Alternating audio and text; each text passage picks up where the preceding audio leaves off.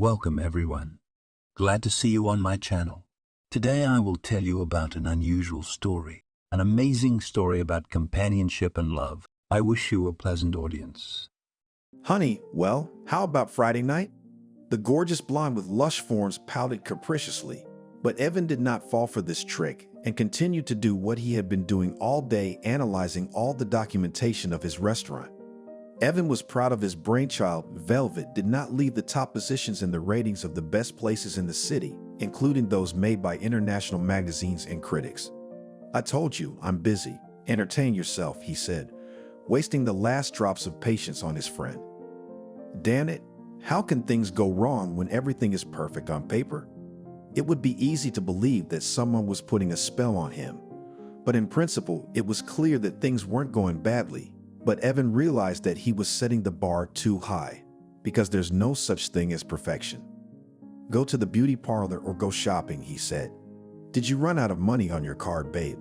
He looked up and reached out and slapped her thigh, which was covered in scarlet silk.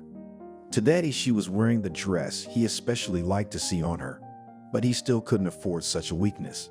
"If you'd be so kind as to move over, you're sitting on the dessert recipes," he asked, and the blonde, pouting her lips again, obeyed. They'd been dating for over 2 years now, and so far he wasn't bored with Christy.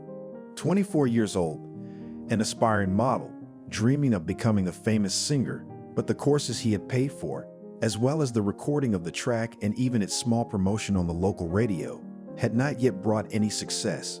Not brought, because Christy did not want to realize the singing talent she did not have. But she had plenty of other qualities. And if she were a little less harmful, this girl would be worthless. Sighing, Evan rubbed his forehead. He hadn't slept for 2 days and was trying to figure out how to keep Velvet from falling. No, at first glance, there seemed to be nothing to worry about, but his gut had never failed him before, and this time it was screaming alarm. It was urgent to save the situation. Sometimes, though, Evan thought he was getting paranoid, because Velvet was his greatest achievement. And in fact, it was all he had, his life, its meaning, his future, and he'll be damned if he's going to let anyone mess that up. Sighing again, Evan raked up all the papers until the time when he would be ready to dive into them again. In the meantime, he was waiting for the things that had to be done every day in a luxury restaurant, like training the new waitress who had potential but was not mature enough to serve special tables and was kept for the regular customers. "That's it, Bunny." Evan forced a smile out of himself and nodded at Christina to the door. "I have work to do." The blonde snorted, got off the desk, adjusted her dress, not forgetting to twist her hips seductively, and walked out of the office with her patron. A light kiss before parting, and she strode down the hall to the door. Evan saw her get into her car, a caramel pink sports car, which, by the way, he had to pay fines for because Christy drove so badly. Shoving his hands in his jacket pockets, Evan glanced around the main room of the Velvet. To think of the state this place had been in when he first come here and what it had become. Just a jewel among all other restaurants of Mr. Walker, and he wanted to believe, and Evan believed, would soon be honored with a generous offer of full partnership from Walker. He had realized long ago that he would not be satisfied with being just a restaurant manager. In this life, he intended to fly as high as possible. And most importantly, he's not going to let himself fall. Not after what he'd been through. And then suddenly Evan's eyes snapped to the ground, because at the far table by the window stood that new girl, Lucy. The girl smiled and chirped. Her voice was beautiful, but she spoke too hurriedly and her diction needed work. Because at Velvet, even the waiters weren't regular people, they had to conform. Evan rounded his eyes because at first his brain refused to digest what he was seeing. Because at the table by the window, there was a bum. Some old woman in a brown overcoat, with a low kerchief tied on her head, with holey shoes on her feet, warm pantyhose, and a ridiculous dress that was obviously too big for her. Evan noticed all the details with a sickening realization as he walked to the table. Soon as he got closer, a sour, heavy odor hit his nose. What a stench! And what luck that there was nobody at the neighboring tables yet, and the only visitors in this part of the hall, which, by the way, is divided into sections by open-work partitions, is a couple in love. They are busy with each other celebrating their anniversary and see nothing. hear nothing from their love.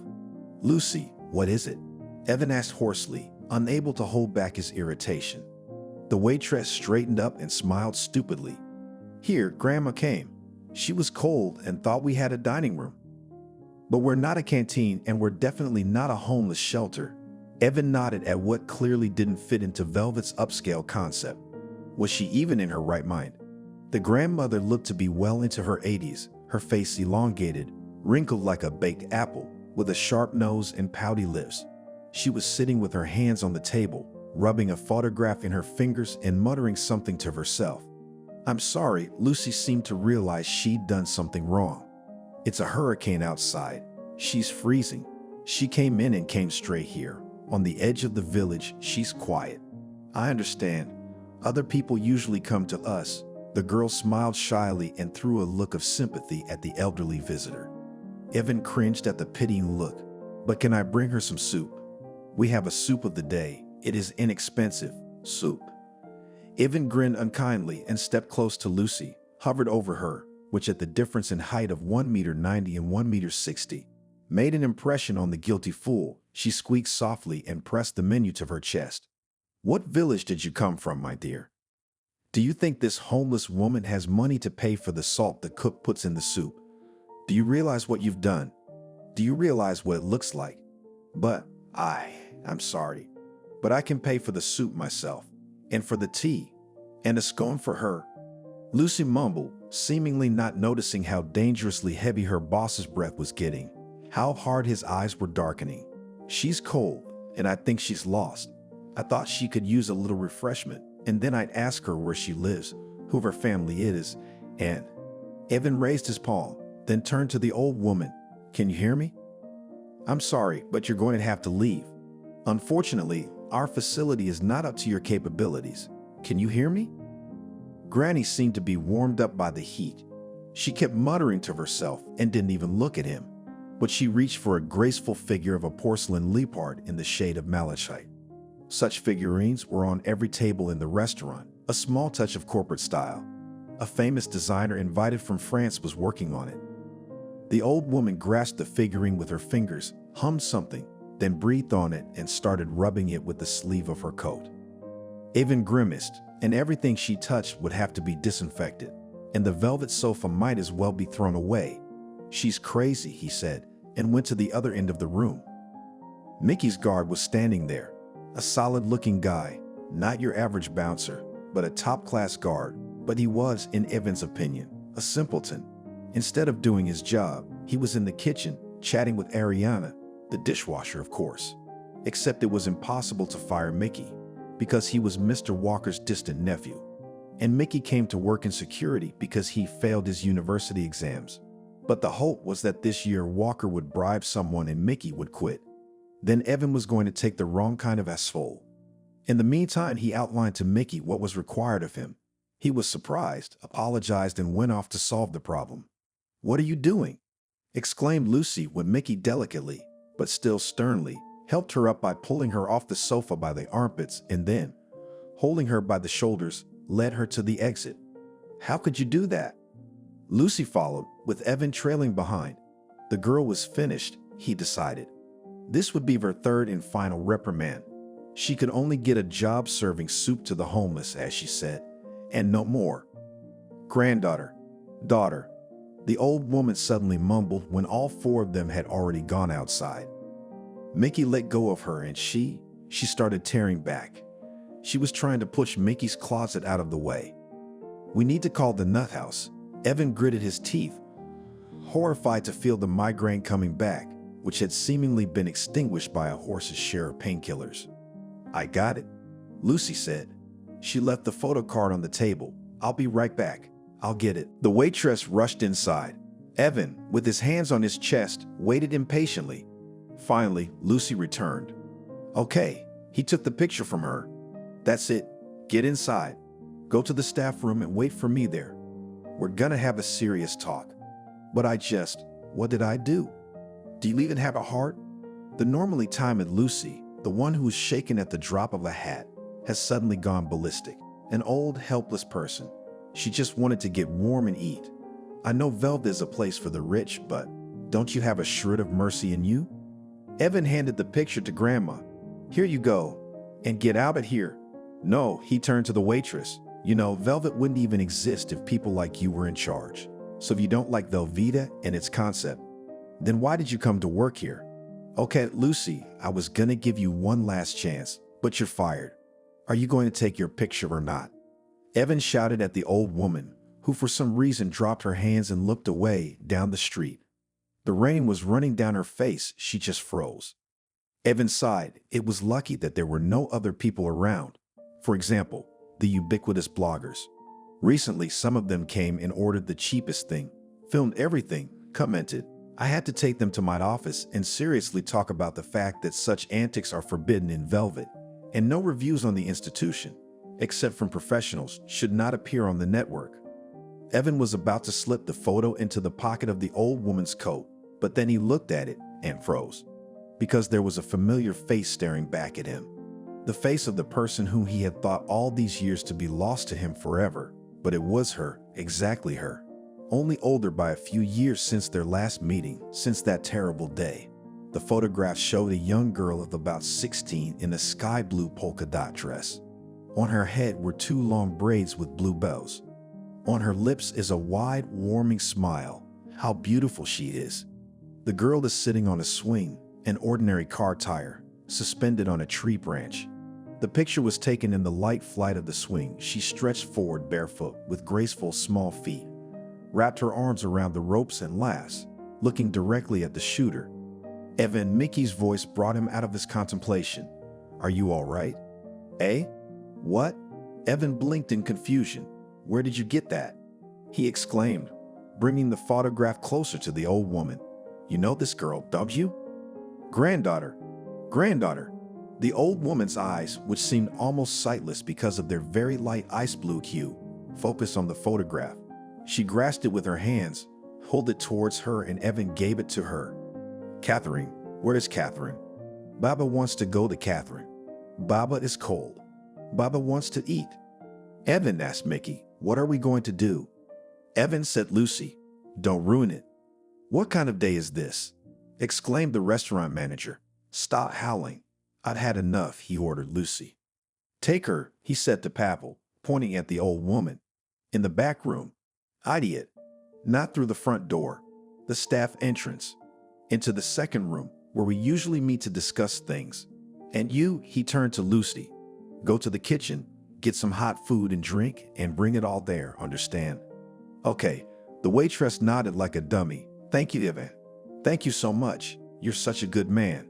He just turned and walked back into the restaurant. There was nothing to thank him for. He was doing all this now not so much out of humanity, but he just needed to know what had happened to the girl in the picture and where she was now. The past was back. The past he had buried long ago. A childhood spent in an orphanage can't be called a happy one. If we add to it the stubbornness and unwillingness of the little man to follow the rules established for everyone, his desperation to show and prove to everyone that he is not just an abandoned, nobody needs child, but something more, the picture is quite gloomy. Evan ended up in an orphanage after he was taken away from his alcoholic mother. His father was, not surprisingly, generally as a man ghost that is unknown. It happened when he was 7 years old, and for the first time he only ate hurriedly and slept a lot, unable to believe that the cold, fear, beatings, and hunger were left behind. Evan took what he was given, but he couldn't stand being pitied. He was silent and sullen. For a long time he refused to communicate with teachers who tried to understand whether he was ready for the first grade or to study in the program for children with special developmental needs. But suddenly it turned out that Evan was a very capable boy. He could easily be an excellent student if he understood why he needed it. Grades alone didn't interest him. He didn't socialize much with other kids, and he despised them in general.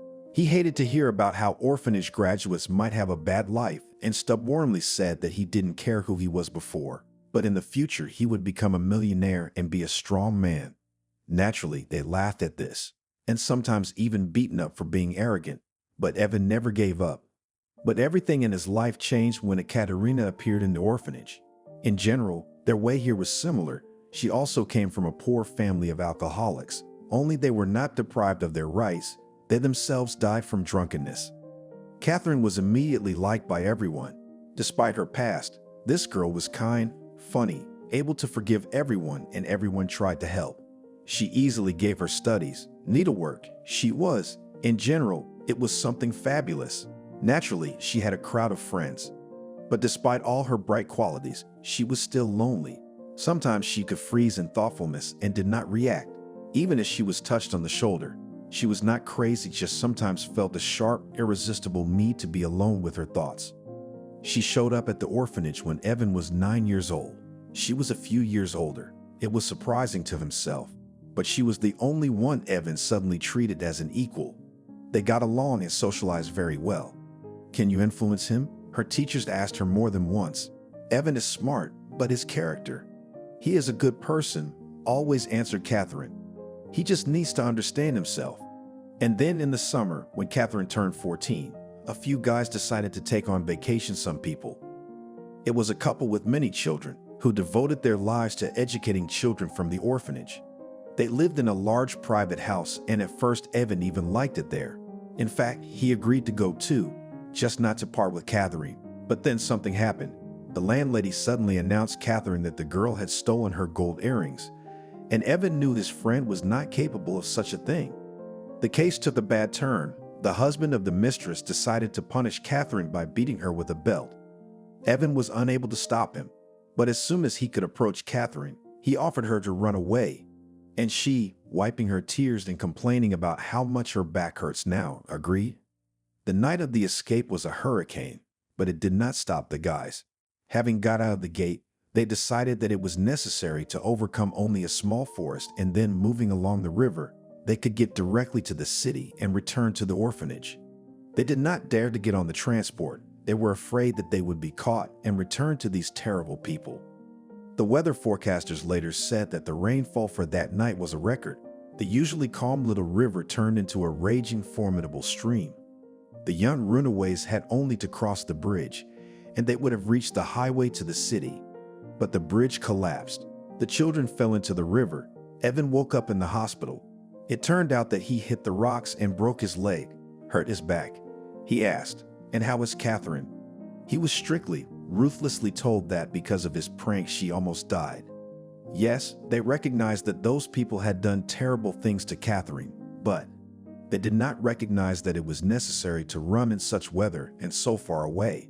But the worst part was that Evan was told that due to the fact that he was a very bad influence on Catherine, the management of the orphanage had decided to transfer her to another institution. And in general, he was told that after this story, which was widely publicized, Ekaterina already found those who want to adopt such a nice and unhappy girl, so there's no way they'd ever see each other again. Evan would have run away from the hospital. He would have gone to the end of the world for Catherine, but he was sick. Then, when he was discharged, he returned to the orphanage. There, by the way, many guys already considered him a real hero. The guys patted him on the shoulder encouragingly and sympathetically, and the girls sighed. Evan felt that his world had turned upside down, shattered into atoms, and then reassembled in the wrong sequence, so that now it was something wrong. And then he found adopters again because of that story. And if earlier Evan said that he wouldn't go to any foster family, that he was fine on his own, now he agreed. It's like he's been replaced. His foster parents turned out to be good people. They were an English teacher and a history teacher at the university. They took care of Evan, didn't hurt him, and most importantly, didn't demand that he call them mom and dad. And then when he said at the age of 18 that he wanted to leave home and start living independently and on his own, they just shrugged their shoulders and said that of course he had every right to do so. Evan decided that he wanted to make a brilliant future for himself, so he went to university to study management. He entered, by the way, on a budget because he continued to study brilliantly. In parallel with his studies, he worked. And one day, when the search for a part-time job threw him in a chain pizzeria, he realized in the future he wants to work in a restaurant. Not as a chef, of course, but as its manager. Well, and then you can open your own restaurant, the best in the city. After graduating with a red diploma, Evan started looking for a job. Naturally, no one offered much to a newcomer with little experience, but Evan was not discouraged and stubbornly proved his usefulness. and after a few years it was appreciated, so began his career path, which eventually led him to the position of the director of Velvet. Moreover, before his arrival at this position, Velvet was considered to be not the best of Mr. Walker's establishments, and only Evan and a succession of his managers did the impossible in 3 years turn Velvet into a place that was considered to be one of the best in the city. And now that Evan was 29 years old, he felt that perhaps his dreams had finally begun to come true. He lived in a luxury apartment, he had a beautiful girlfriend, and in the near future loomed, perhaps, a partnership with the leading restaurateur Mr. Walker, who once hinted that he might open a restaurant in Monaco, and there would be very useful such a professional as Evan. The old lady was seated at the table. Lucy brought some food and sat down next to her. She was talking quietly to the grandmother, assuring her that everything was fine, that she was safe, that she could eat, rest, and then they would find her granddaughter and help her to return to her family. Evan stood with his arms folded across his chest and frowned. He had already proposed to call the doctors and let them help the woman to get her memory back. Maybe they would give her some medicine or a professional psychologist would work there. But Lucy, who seemed to be shaking like an aspen leaf, suddenly became brave and said that she had experienced because her own grandmother, who was almost 90 years old, sometimes suffers from mental confusion, and any doctors will only create unnecessary stress. And so it may be possible to really now to get that grandmother said something that will give the necessary guidance. More than an hour passed.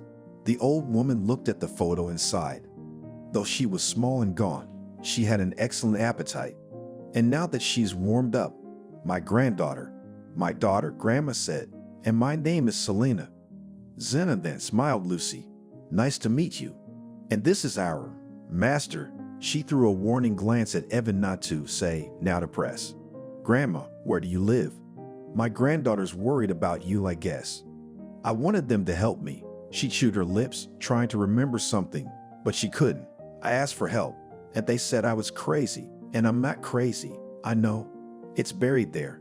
Fetty and my dead man buried everything there. Buried what? Lucy was confused. John, who is he to you? My husband. Ekaterina is my granddaughter. She's my daughter. Evan rubbed the bridge of his nose and wrinkled his nose. One of your kids adopted her, right? We adopted her, Grandma said. Do you know this girl? Lucy asked. None of your business, Evan told her and walked over to the table, leaned on his hands, looking into his grandmother's eyes. Look, I'm really wildly apologizing for my behavior. But right now, we need to focus on what's important. Where do you live? Far away. The pines are noisy. Granny covered her eyes, shook her head.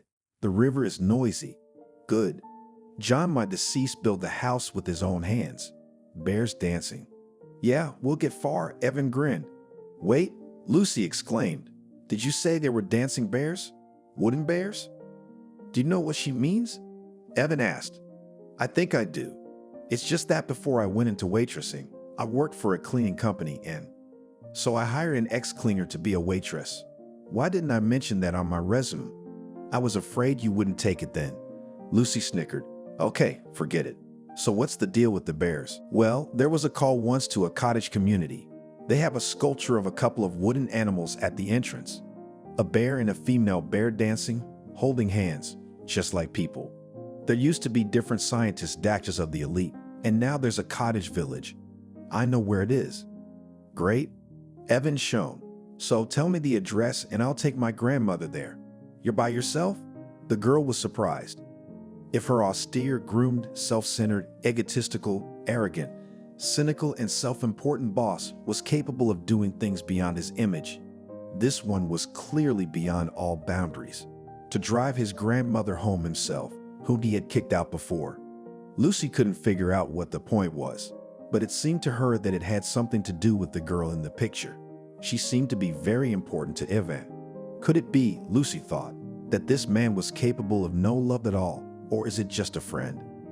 But she said nothing. She helped her grandmother put on her outer clothes and supported her under her arm as they left the restaurant, incidentally through the staff door again. The drive was spent in silence. Evan focused on the road. It was the best thing he could do at the moment to focus on the road and not think about the fact that he had found her, Catherine. How many sleepless nights had he spent planning how to steal some documents from the orphanage director's office that would let him know where she was, who had adopted her? How many times had he dreamed that once he turned 18, he would become independent and travel all over the earth to find her? And then, what, in fact, was to happen then? Evan vaguely imagined. He only knew that he needed to know where Catherine was. What was wrong with her? He needed them to keep seeing each other, to keep in touch, and then he realized he loved her. He fell in love with her at first sight, but then it was still childish, very green feeling, woven of pure sympathy, platonic fascination with such an unearthly, amazing creature, and a desperate desire to have a soulmate, which Evan was afraid to admit to himself. Only when he grew up, he realized it was almost impossible to find Catherine. Impossible at all. In orphanages, of course, no one wanted to talk to him. You see, the mystery of adoption. He searched for graduates of his own orphanage and presumably the one to which Catherine had been transferred, but they knew nothing, and eventually hope faded. Evan realized that he just had to learn to live with it. He even began to convince himself that this was probably for the best. Really, what kind of couple were they? A good, clean girl and a tomboyish boy. They couldn't have any future together. And when hope faded, all that was left was faith. Pure faith that Catherine had turned out well, that she was loved in the foster family, not hurt. Just sometimes Evan prayed to the universe, just let everything be good for her by default, as a gift from destiny. And as for him, he is able to take care of himself. That's all. Finally, the car reached the cottage village. There was a guard station at the entrance. Evan rolled down the car window and, pointing to the back seat where Selena was sitting, explained the situation. He found his grandmother in the city. He barely asked her where she was from. "Good afternoon, Selena," said the guard. "Yes, this is our resident, John's widow. Their house will be the last, if you go straight on the road and then turn, where the pine trees with 2 trunks stand. In general, do not miss. There's an intercom on the gate. Dial it and they'll open the door. They live in seclusion. Is she okay?" The guard asked quietly, when Evan was about to move on. "She's fine," he replied. "But she has someone to take care of her, right?" "She has a granddaughter," she said. "She will be like a granddaughter in age, but in fact Ekaterina is their daughter," the guard said, and added cautiously, glancing at the passenger. "They adopted her a long time ago. You're sorry, Selena, that I'm talking about you, but you are it. Here, in what an adventure got stuck. I'm guiding the good man who helped you out." Evan thanked her and drove the car carefully down the road. A kind man. He grinned unhappily. Perhaps he was one of the last people on earth who could say that. But that was all right with him, because there was nothing he could do about it anyway. The right plot of land was easily found. The wooden 2-story house was clearly visible on the plot, fenced with wrought iron gates. Evan realized that since the death of the owner, everything had been solidly run instead of lawns, weedy tall grasses. Some vines braided the fence, and only near the house there was a tidy piece of land, and there were flowers blooming exuberantly, colorfully, as if a magician had splashed a bucket of colorful watercolors. Leaning out of the window, Evan rang the intercom. "Who is it?" a voice asked. Feminine, clear, beautiful.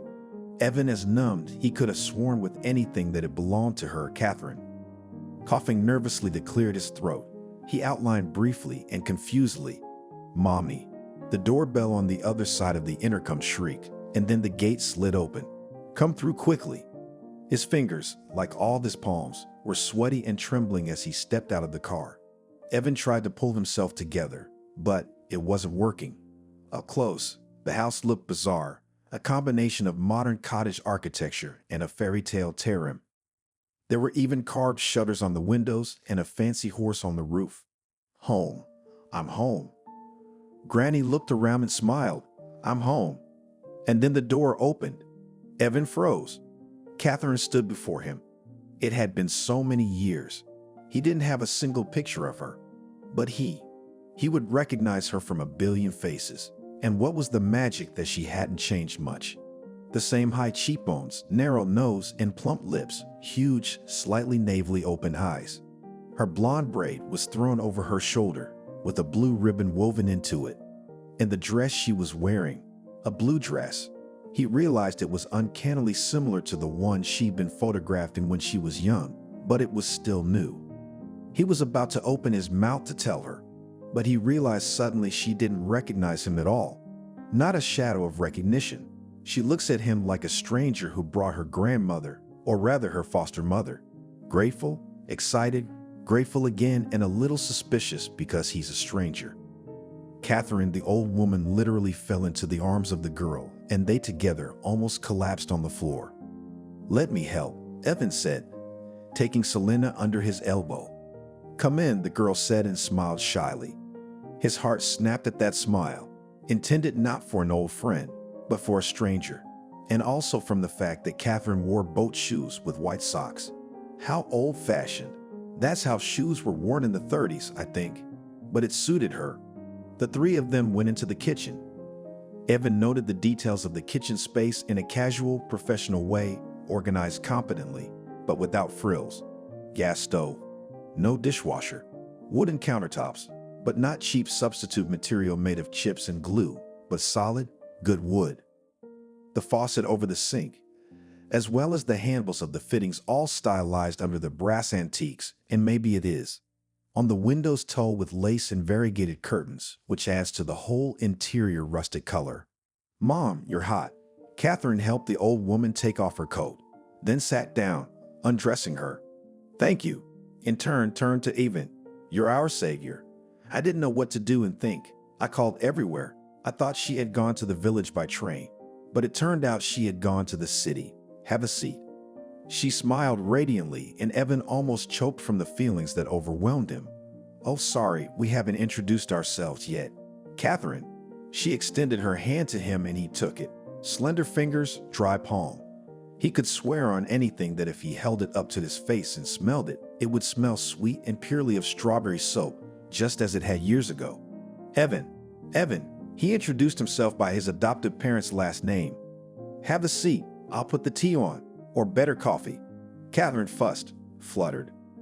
"Whatever." He swallowed hard and sank down on a chair, as if descended from an illustration about the museum. From what he could see as he walked through the hallway to the kitchen, the whole house was furnished like this. Unusual, expensive, flamboyant, but tasteful. The coziness and comfort of modern life is not missing. Soon on the table appeared a kettle, cups and saucers, everything that is supposed. The young lady of the house put out a vase of chocolate-covered marshmallows, a vase of marmalade, a jar of honey, and although Evan was reluctant, she cut sandwiches. He could hardly eat a bite, but the grandmother began to eat everything with a wolfish appetite. Naturally, her daughter wanted to know how it was, and naturally, Evan couldn't tell the whole truth. He was almost ashamed, because it was Catherine in front of him, the embodiment of his conscience in the distant past. And now she was influencing him in a very strange, but extremely obvious way. No, it was not that he was uncomfortable for the way he kicked out a homeless-looking old woman from his restaurant. He was uncomfortable because Catherine would strictly condemn him for it. Evan presented a version of events after the censorship said that Selena came into the restaurant, that he immediately realized that she was lost and began to ask questions, and so brought. During the conversation, Evan cast worried glances at Selena. He felt that now the old woman would roll out her blind eyes, point her finger at him and shout, "You're lying, you liar. You drove me, old woman, out into the cold. You didn't want to give me soup." But Selena, it seemed, as Evan hoped, did not perceive reality as part of what it was and probably forgot how she had been thrown out, remembered only how she had been fed, questioned, and brought here. "You are our savior," once again said Catherine. "Well, I should probably go," Evan said and got up. He felt strange. He could barely keep himself from grabbing Catherine by the shoulders, shaking her properly, and into her eyes and screaming, "Don't you remember me?" "Remember me? My name is Evan. We grew up together in the orphanage, alone against the whole world. And then, when we fell into the river, we were separated. You remember?" And he also wanted from the pinching pain in his heart to embrace Catherine, hold her tightly against him and say that finally he found her and never again and nowhere from himself will not let go. And since such moods made him dizzy and his eyes dark, Evan decided that it was better to leave. "Thank you." Catherine smiled sincerely. Oh, what are we, so we can get lost? Let's exchange phone numbers if you don't mind. I don't mind, Evan replied. He would not be happier if now he was given $1 million. He took out his smartphone, Catherine her phone, a simple button phone by the way, and they exchanged numbers. And maybe you'll stay for dinner? Catherine asked. Thank you, but no, I really have to go. Business is waiting. Evan resisted the temptation to stay. But before he left the house, the door opened and a guy appeared on the doorstep. About 25 years old, blonde, strong, and tall. A typical boxer or a visitor of martial arts clubs. He frowned when he saw Evan. Who are you? Andrewsha. Looked out of the kitchen, Granny. I was lost and they found me. It's okay, Harry. Ekaterina stepped forward and Evan did not hide the instant change that affected the girl. Her shoulders tensed and rose. Her fingers took to nervously rubbing the tip of her braid. She averted her gaze and pressed her lips together. She explained how everything had happened. I see, stretched out the mysterious Harry, whom Evan chronically disliked at first sight, and it seemed the feeling was mutual. Evan even hurriedly glanced at Catherine's hand and Harry's hand. No, there were no wedding rings. So who was he? An obliging neighbor? Her boyfriend? Or maybe brother would be the best way to put it. Okay, thanks for helping, Harry said. Evan nodded and went out onto the porch. Catherine went outside but didn't come down from the porch. Good luck to you. I hope your mom didn't catch a cold. The weather was. Awkwardly, Evan tried to say goodbye. I'm sorry if I'm minding my own business, but you. Keep an eye on her. How far she's gotten. Yes, I will. Catherine sighed and smiled sadly. You're right, you have to keep an eye on your mom. But now, luckily, Harry is back and everything will be fine. Aha, Evan nodded.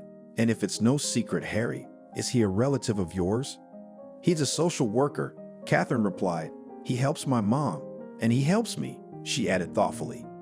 Evan noticed that the girl's gaze wandered strangely. She was looking down through the steps into the courtyard of the house. Then she looked up and looked inside the house.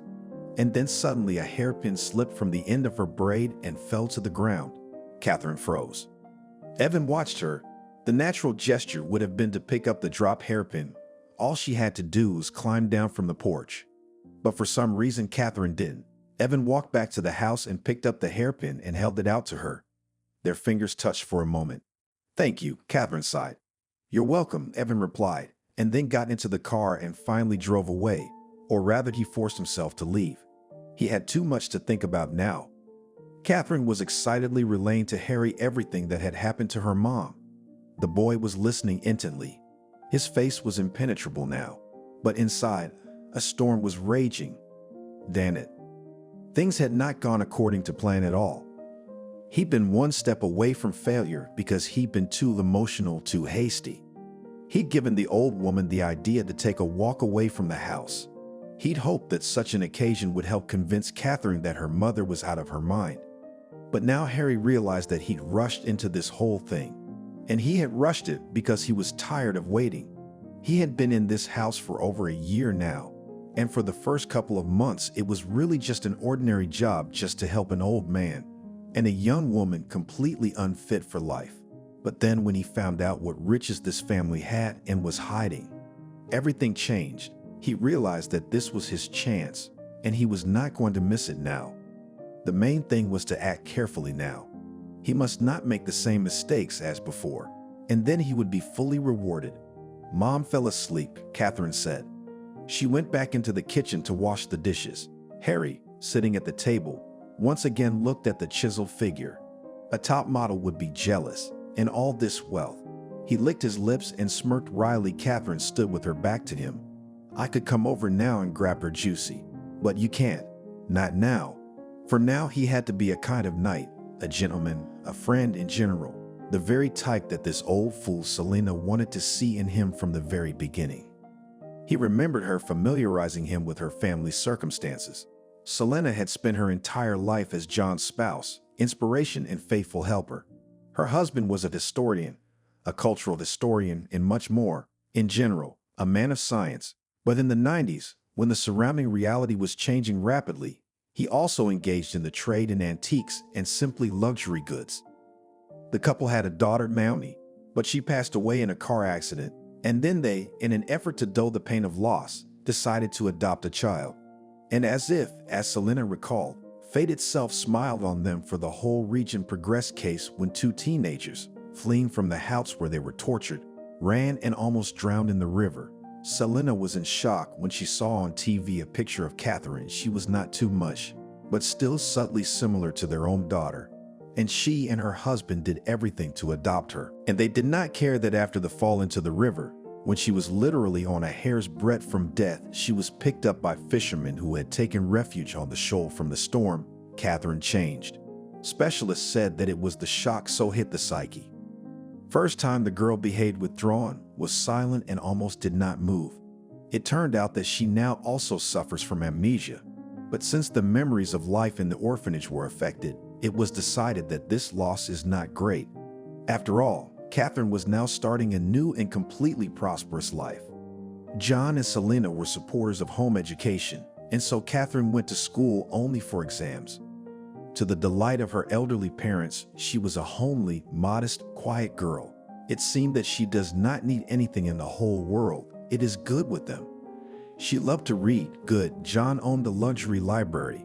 Catherine turned out to be a talented special. John admired how passionately she absorbed knowledge of art. After graduation, there was no question where Catherine should go to naturally, to the same university where John had studied in his time. And again, it was not the usual education, but more home, that is, correspondence form. Elderly spouses continued to rejoice. What a daughter they have. While other girls of her age are spinning novels and nonsense engaged in, she studies or in the garden helps, and even at home something to do, can read books. Clever girl, clean girl, a joy to her parents. But then something happened that the second time turned Catherine's life. One day in late fall, she asked her parents for an excursion on the river-floated ship. In general, Selena did not want to let her go, was a bad feeling. But Catherine suddenly jumped up, said that she is already big. In general, there was a rare family scandal. The weather that day deteriorated rapidly. And pleasure boat, caught in a storm, it did not go down, but Catherine was unlucky. She fell overboard. She was rescued, but she suffered a clinical death. And then the old man's heart gave out. John died, as Selena said, worried about her granddaughter. And after that, Catherine changed. The girl decided that she was to blame for her father's death, and she closed more than before. Now the outside world saw her as a terrible threat. Catherine refused to work in an art gallery and began to earn money by writing articles on art, including in English, French, Italian, and German. She counseled students who wanted to prepare for such subjects as philosophy, history, sociology. In general, there were plenty of opportunities to earn money, but there were now difficulties in everyday life. The house required a master's hand, and Selena's health was getting worse. She could not go to the store, and Catherine also could not. They tried to order delivery of food, but suddenly Selena realized, and the delivery man is probably looking at the fact that there are two single women living in the house. He might be a thief himself, or a tip-off for other scoundrels. Besides, Selena feared that she was getting worse with her mind, forgetting the simplest things. She could confuse tea and coffee in the kitchen or salt and sugar. Therefore, she decided that she and Catherine urgently need a smart assistant, and such a person was found in one, it seems, very decent firm, which provided services of caregivers and other necessary people.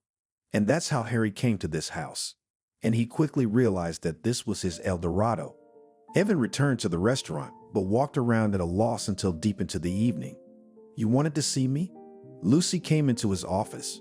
"If you are free, we can talk about my offense."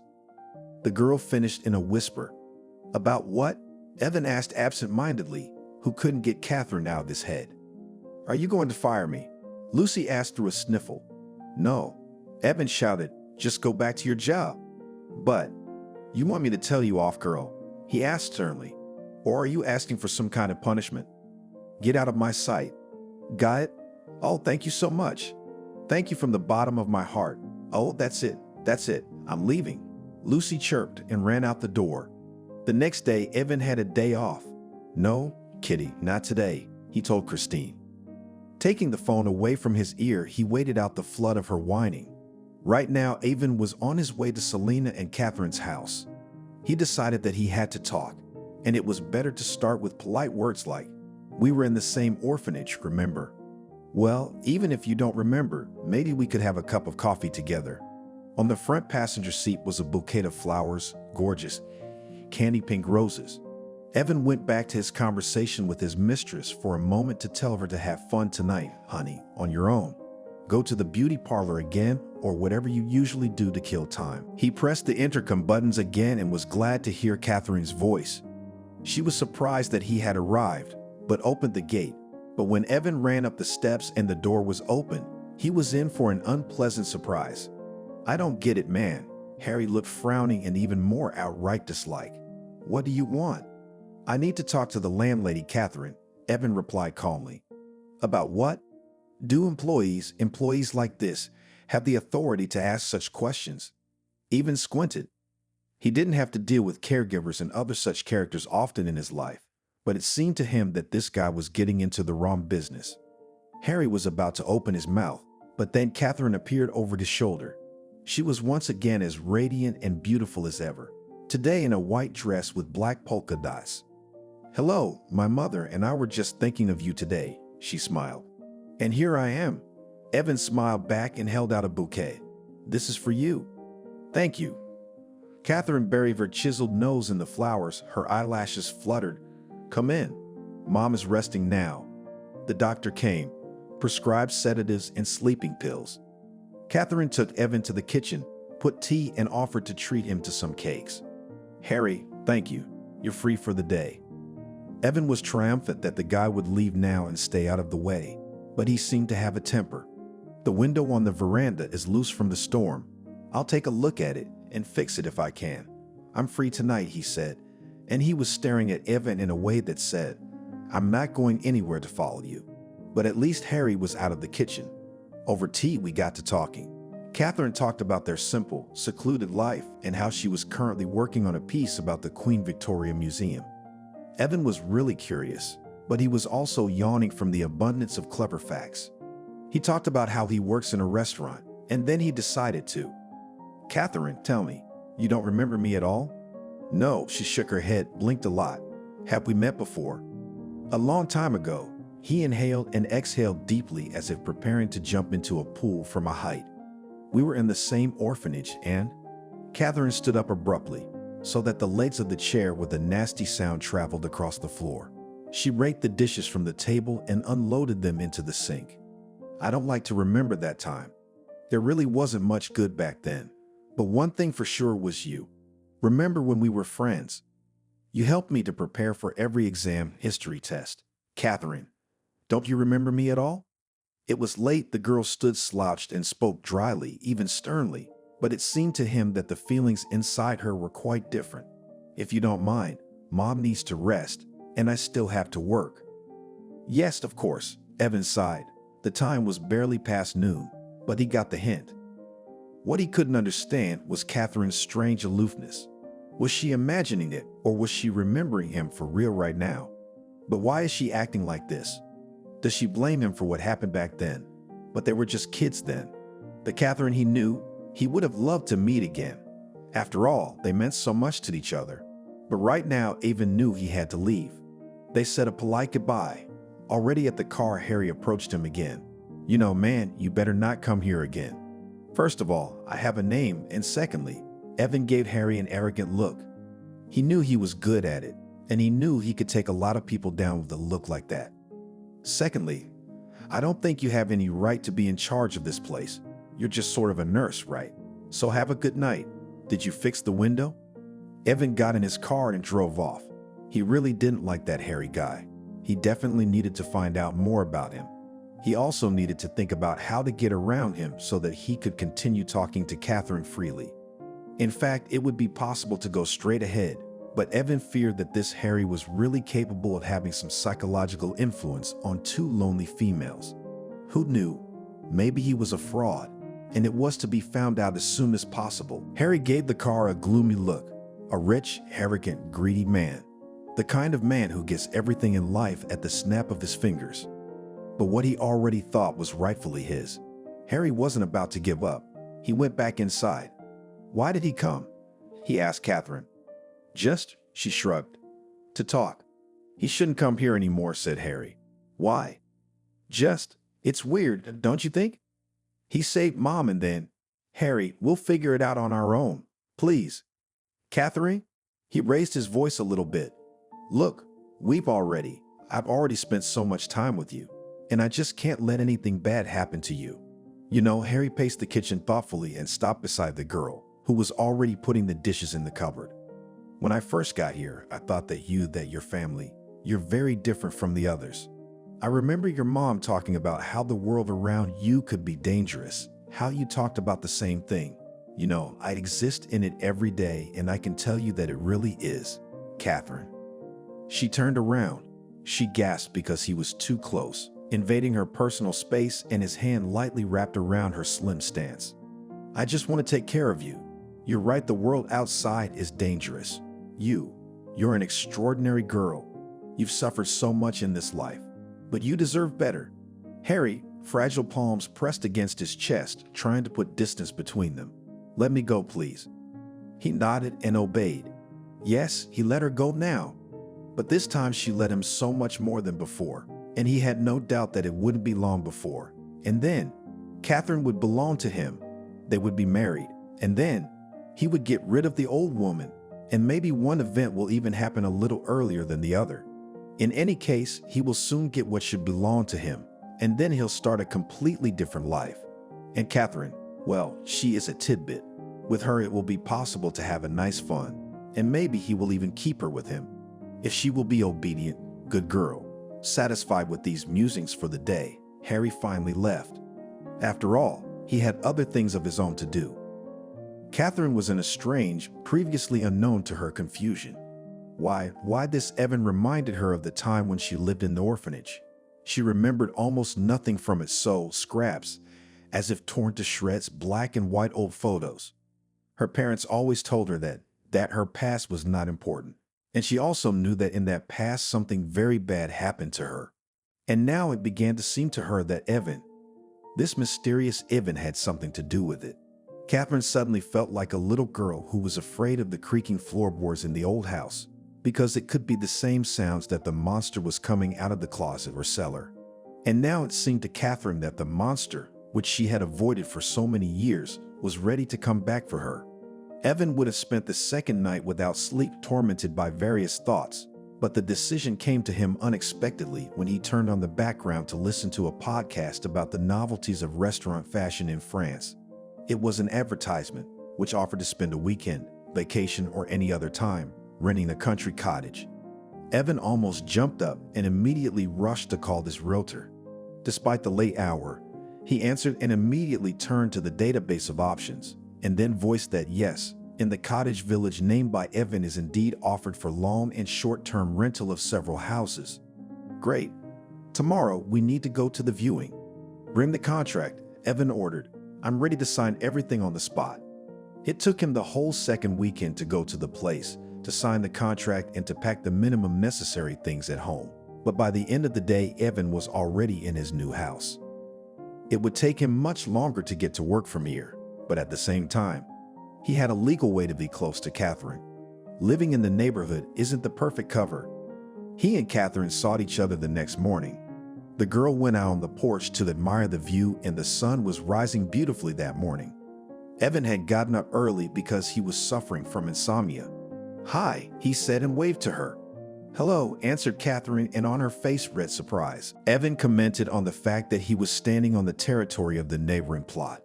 Moreover, in this particular place, the plots were separated not by a high wrought iron fence, but by a low brick fence, along which bushes were also lushly grown. He rented the house, and we thought it would be empty forever, smiled Catherine. Evan nodded. He had deliberately chosen this one because it was the closest to Selena's house, and it was not even a mansion, but a good but still modest house. And it was in a very sad state. That is, it was habitable, but without all the gloss and comfort that the inhabitants of such places were used to. The realtor, who had known Evan for a long time, was shocked by his choice. Can I ask you a question? Evan began cautiously. But you don't have to answer, of course. Why don't you leave the house? Catherine clasped her hands together in front of her, intertwined her fingers. It was obvious she was worried. I noticed yesterday and more. In general, stopped here in the local store and, no, there is not gossip. But while I bought everything, I was asked where I will live. Found out that near your house and here. Said, I cannot, sighed Catherine. I can. It's hard to explain. Downstairs, everything beyond my house, there's like a barrier. Can you physically feel it? Evan didn't think Catherine was crazy, but from the observations that were available to him, he had to admit that his charming grown-up childhood friend had some serious psychological problems. It seemed to be some kind of disorder, a phobia. No, Catherine smiled guiltily, but if I try to get off, I'll be completely scared. It's called a panic attack, she finally said with a sense of dignity. Mom says there's nothing wrong with it, but it's so beautiful here, Evan said. And then he did what had just occurred to him and climbed over the fence. The sun is shining. The ground is warm, the grass. You know, when we were younger, you and I used to love to walk barefoot. Really? Catherine rounded her eyes. Of course. And such a place on a day like this would definitely walk up and down. Evan rolled up his pants, took off his shoes and socks. In general, he had not gone barefoot outside the apartment for 100 years, unless you counted the beach. But now he acted almost instinctively. He walked leisurely past the porch, and then extended his hand to Catherine and smiled broadly. Come and join us. She laughed. Then she frowned, thoughtful. Believe me, nothing bad will happen to you if you do. I'll be there for you. She turned back to the house, as if her mother or some other strict adult might pop out of it, who wouldn't allow such an outrageous prank. And then she carefully took off her shoes, pulled off her socks, and went downstairs.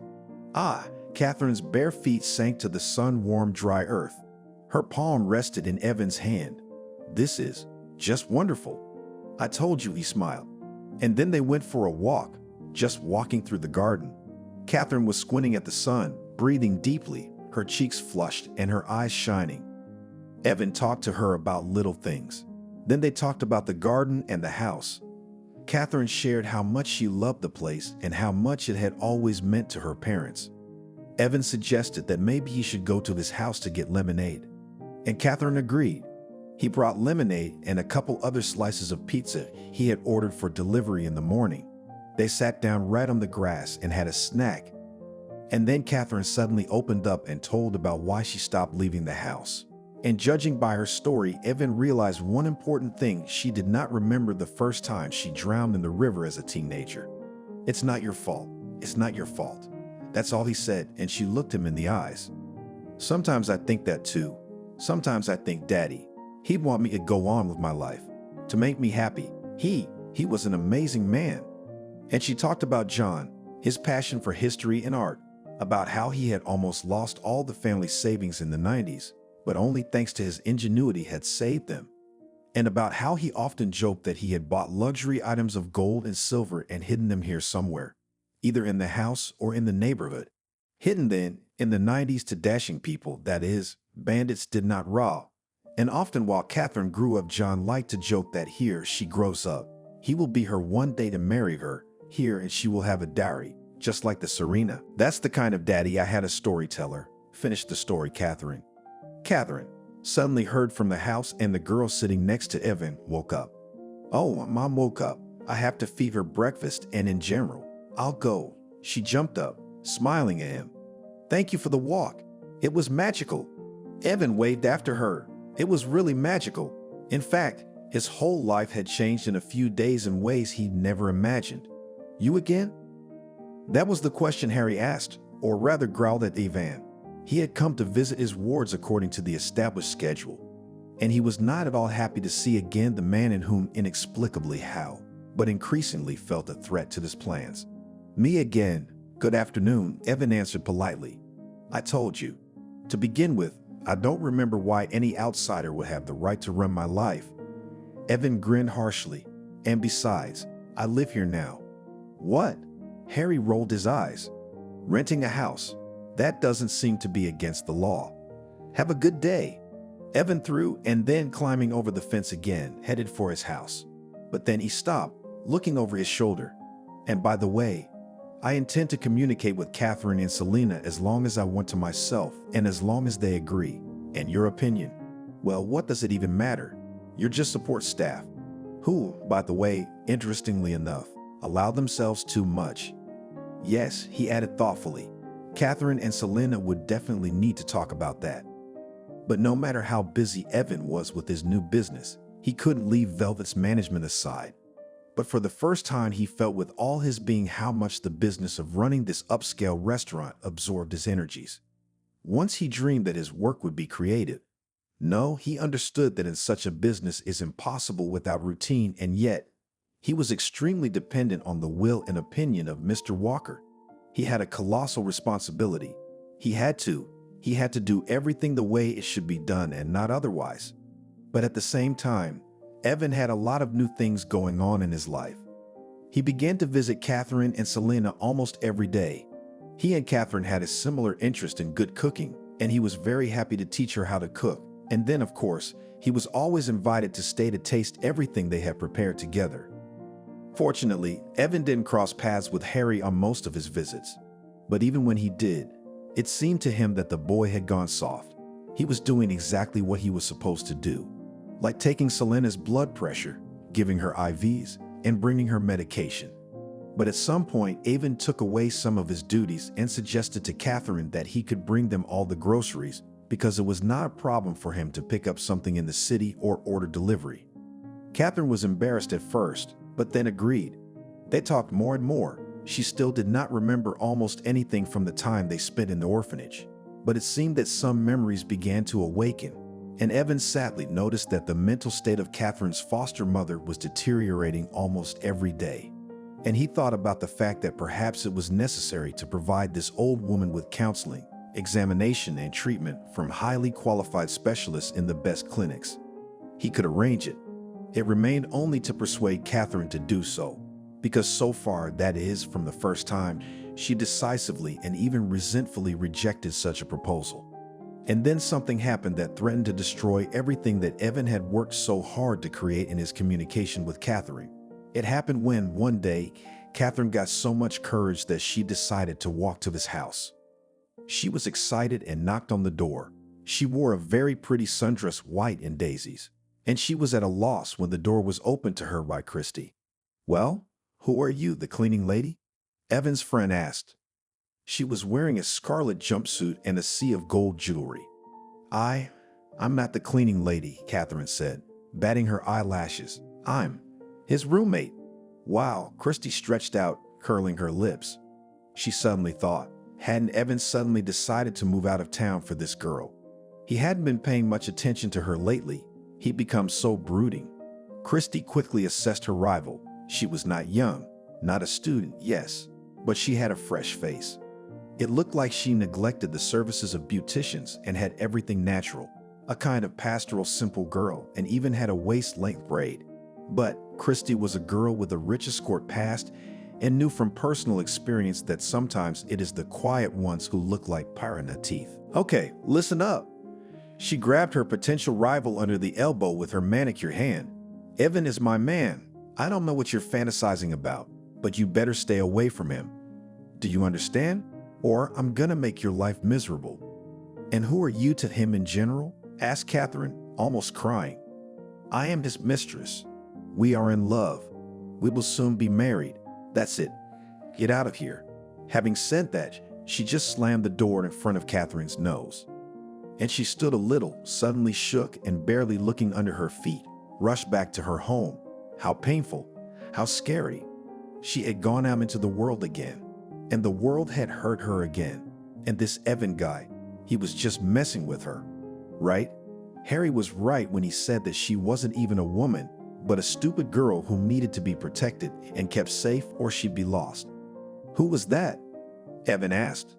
He had just been on the phone, or rather arguing with one of Velvet's suppliers, so he had missed it. Christy shook her hair and smiled. "A neighbor lady. Asked if we wanted to buy some steamed milk. Well, I replied that no." Evan nodded. He really didn't trust farmers, private products in terms of quality, because he had once poisoned himself with curd from the market. "Christy, we need to talk."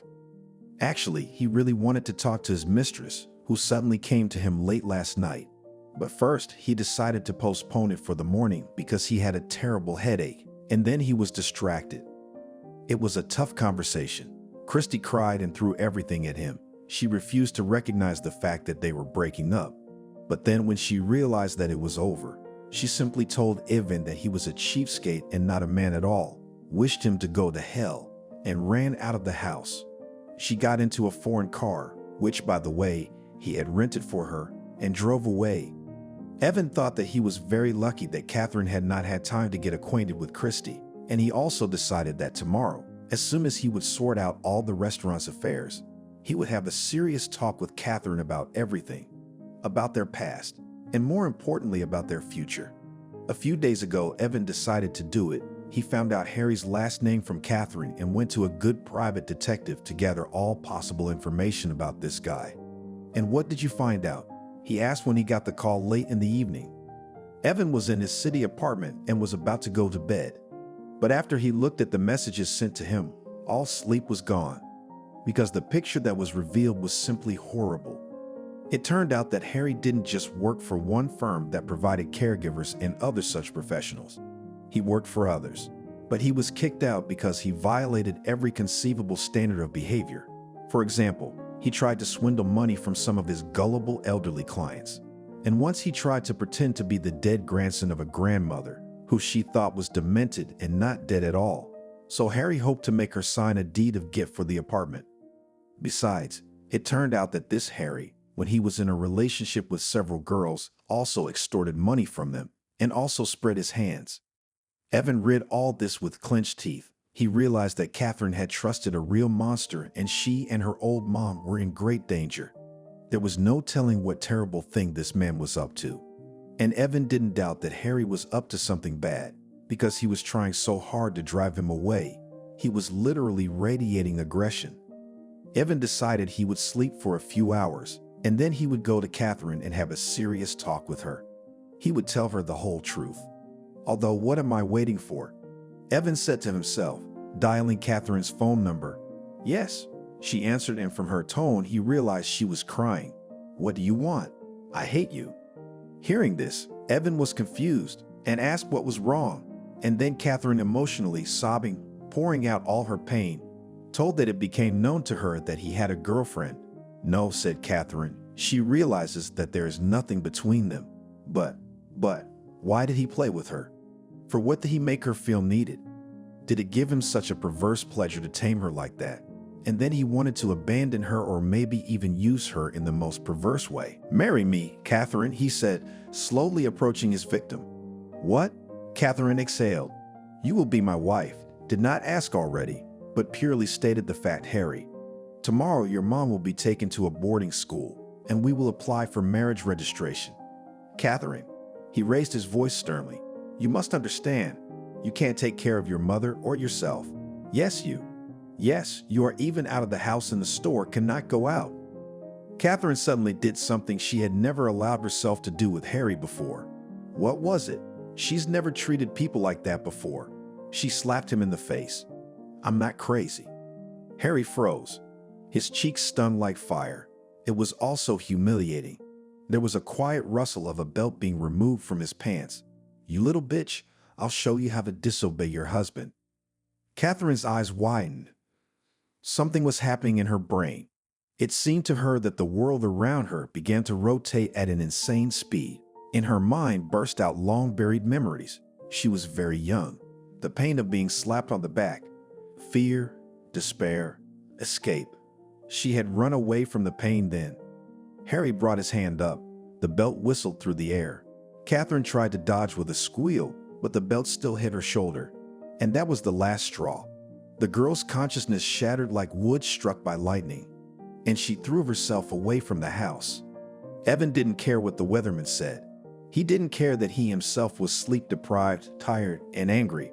Right now, he had only one task, to keep his eyes on the road, pressing down on the gas pedal. He was driving to a cottage community. There was uneasiness in his heart. Thanks to the fact that he was renting a house in the neighborhood, he no longer had to wait to be let through the gate. It was enough to get into his own and then take the familiar route over the fence to Selena's property. Evan ran up onto the porch.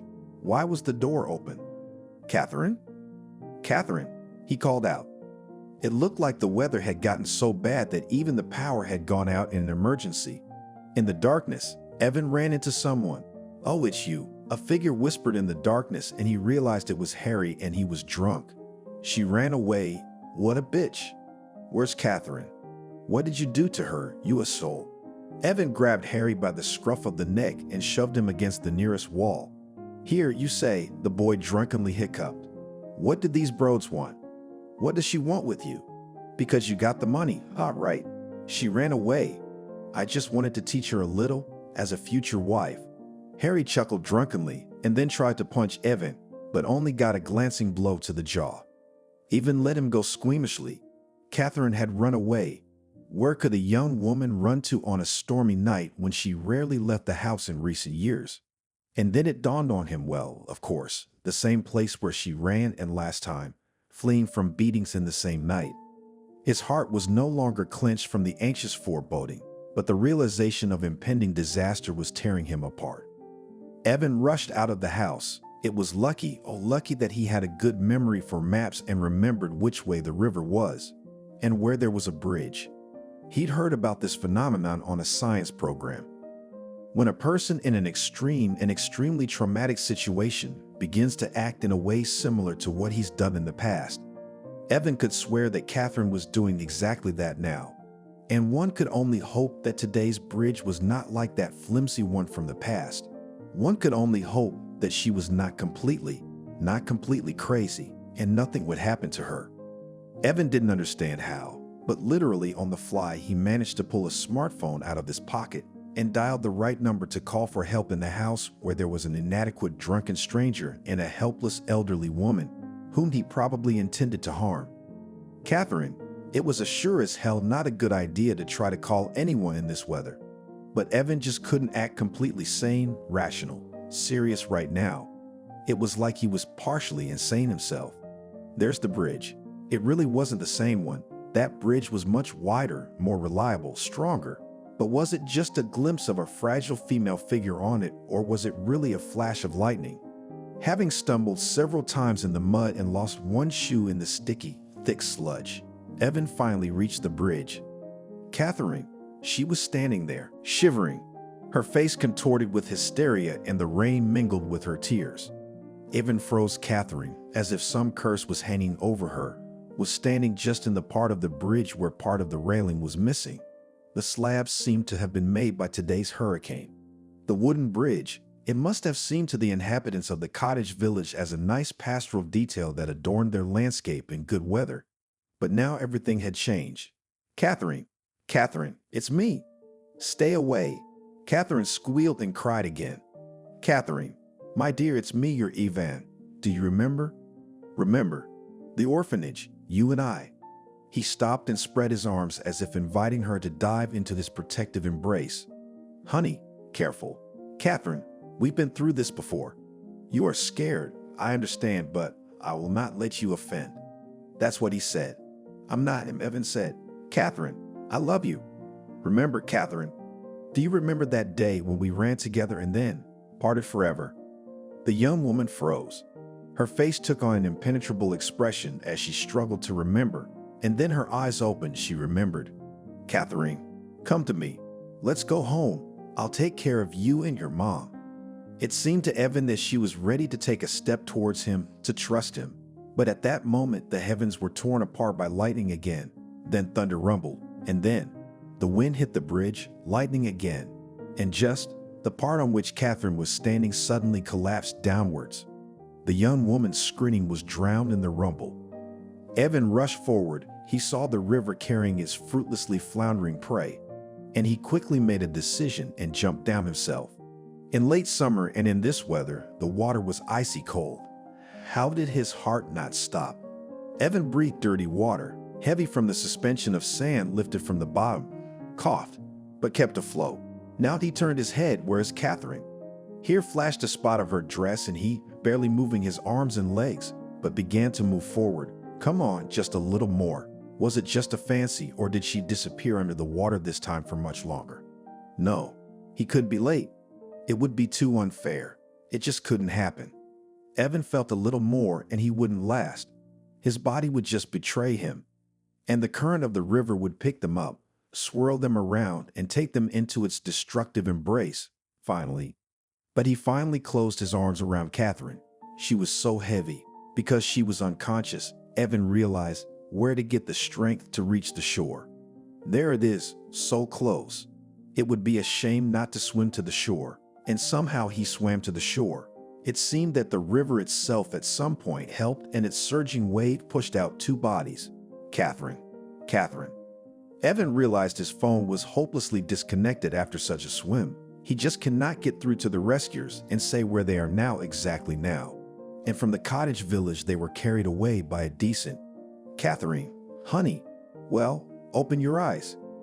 He held her in his arms and did not understand how it happened. By what laws of the universe it happened that barely found, he again has to lose her. Why did he have to do this? Did he do so much evil in this life? But it's not fair. Okay, he's a bad, just a terrible person. He kicked out an old lady from the restaurant. But why did he do that to Catherine? The last thing she remembered was two things. Memories came to her of who was her best friend, of how they had run away together and what had happened then. And then came the water. It drew, tormented, twisted, and pulled her down. She heard it calling her. She wanted to respond, but the strength of her and the elements, they were unequal. And then she just got tired of fighting. But what happened now? Catherine was sleepily surprised to realize that she was warm and dry. Her body ached, but she was lying on something soft and relaxed. And also, no, it did not seem to her at all, but the sun was shining in her eyes. She moaned softly and shook her head. Catherine? A familiar voice sounded above her. Wake up, dear. Oh, the sun in the window, yes? Now, I'll cover. Doctor. The voice withdrew a little. She's awake. Catherine. Now that she finally opened her eyes, she saw a man in a doctor's dress. How are you feeling? Nothing. Nothing. The doctor nodded and smiled encouragingly at her. Well, that's good. And then he spoke. Briefly, professionally, but accessible. He explained to her that she spent almost 24 hours unconscious, then barely coming to herself. The body received a serious hypothermia. There were huge risks, but fortunately, everything was fine. But not without, of course, without sprains and bruises. And there was also suspected concussion. I remember, said Catherine. I remember everything. I was told, the doctor glanced at the event, that you suffered from amnesia for many years, and you started to remember something. It's an amazing case. My mom. Catherine looked at me pleadingly. What's wrong with her? She's fine, the doctor replied. Selena's condition is not alarming, but I must say that. The doctor stopped talking because Evan gently poked him with his elbow. Don't worry a man now. He's been through enough. No, I want to know, stubbornly insisted Catherine. I must know. And then the doctor explained. He said that for a long time Selena received absolutely wrong decision, seriously damaging her both physical and mental state. It's Harry, Catherine said. Am I understanding correctly, it's him. That night, he wanted me too. I was afraid to think badly of him at first, but then I kept feeling there was something dark about him. That's right, Evan said. I hired a private investigator. He seemed suspicious and it all checked out. Harry, when they found him, he was even drunker. And he had the nerve to brag about what he'd done. He confessed to everything. But he won't hurt us anymore, will he? He will never come to our house again, sighed Catherine, and then covered her eyes. I'm sorry, I'm tired. You really best to rest now, Catherine, said the doctor. He left the room with Evan.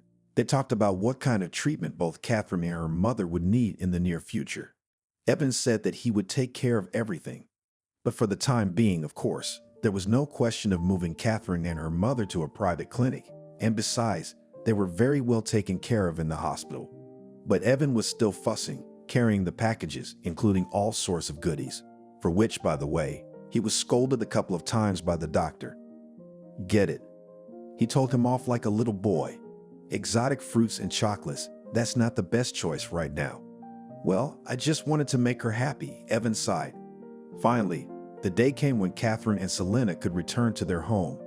Evan realized that perhaps he was taking on too much, but he had secured Catherine's support and consent beforehand, and arranged everything so that the house was cleaned by a special cleaning company, as well as the necessary small repairs. Evan also ordered work in the garden, removed all the weeds and dry grass, renewed the paths. On part of the flower beds near the house planted already grown up and blooming plants velvets. And at the same time as all of this, big changes were happening in Evan's professional life. Just one day, Mr. Walker himself came to Velvet and said that he had two pieces of news. And the first one is not very good because he thinks that his subordinate, that is Evan, can work with much more dedication. The second news was good according to Mr. Walker himself, and it was that she intended to really open a restaurant in Monaco. If you prove yourself worthy, then I think I could use you there, he said, sitting back in his leather armchair. I'm very grateful to you, Evan replied. You know, I've been waiting for this for years. I've imagined it many times, but I have to decline your offer. And I quit. Mr. Walker was shocked. He demanded an explanation. However, Evan didn't want to give him all the details, so he limited himself to the general phrase that family circumstances demanded it. The superiors were not happy, but consent was granted. Evan breathed a sigh of relief. Yes, he had not taken this step easily, but he couldn't do otherwise. Too much was already different in his life. Too much was going to change in the future. His savings right now was enough to open his own business, for example, a small cafe. And of course, Evan was no longer renting that mansion next to Selena's house. Now he could go there whenever he wanted and for as long as he wanted without any cover. After a while, when Selena was feeling much better, they talked. Evan confessed what he had once been to Catherine and honestly revealed his future plans for her. Selena listened to him very carefully. I'm glad that my girl will now have someone to look after her. Evan was truly grateful to her. He was about to leave the old woman's room, but she called out to him. As for the other day, she said with a smile. Consider it selectively forgotten, she winked at him. And Evan blushed with shame. He was still sickened by his past self, who had been capable of such an act. But he was also truly grateful to Zena for being willing to let go of the past. Evan didn't want to rush things. He realized that his and Catherine's lives had been very different. They had grown up to be very different people, but at the same time he couldn't help but admit that he couldn't imagine his life without this girl, and that's why they had to talk. He found the girl on the porch. She was sitting on the bottom step, her bare feet touching the ground. How are you? He asked and was immediately embarrassed by such a trivial question. It was hardly suitable for starting a serious romantic conversation. Nothing, Catherine answered. You know, I want to thank you again. It's unnecessary, really, Evan smiled. It's not like I did anything wrong. You saved me. That's, well, yes, saved. But, Catherine, I think I'm a fool. And why do you think so? She spoke as if in a serious tone, but her eyes were smiling at the same time. Because I've been planning this conversation for a long time, and now all the words are out of my head. So put them back together. That's easy to say. Then say it like this, it'll work. He realized she was right. She was 1,000 times right. And he started talking about how he loves her, about how he wants to spend the rest of his life with her, about how he wants to build a new happy life with her. And the fact that Catherine was rubbing the hem of her dress in her fingers today. It was dark green. That I'm crazy. Doesn't it embarrass you? You are not crazy. Evan strongly objected and gently intercepted her hand and squeezed it reassuringly in his fingers. I think everyone has a period in their life when it's easier to shut themselves off. It's normal to shut down. It's just that it's a little long, but it's not your fault. And if you'll just let me, I want to take your hand and take you with me, wherever you want to go. Do you really love me so much? She smiled slyly, her eyes shining with tenderness. But why? What's so special about me? I can't answer that question, he said. At least not so fast. There's just you, the girl I dream about. And I'm an idiot. Already planned our lives, and maybe I'm more just a friend and you are not ready to see me as your husband. You are for me the whole world. Catherine brought her face close to his. She looked into his eyes and seemed to look straight into his soul. And I am ready to stretch out my hand to you and follow you anywhere.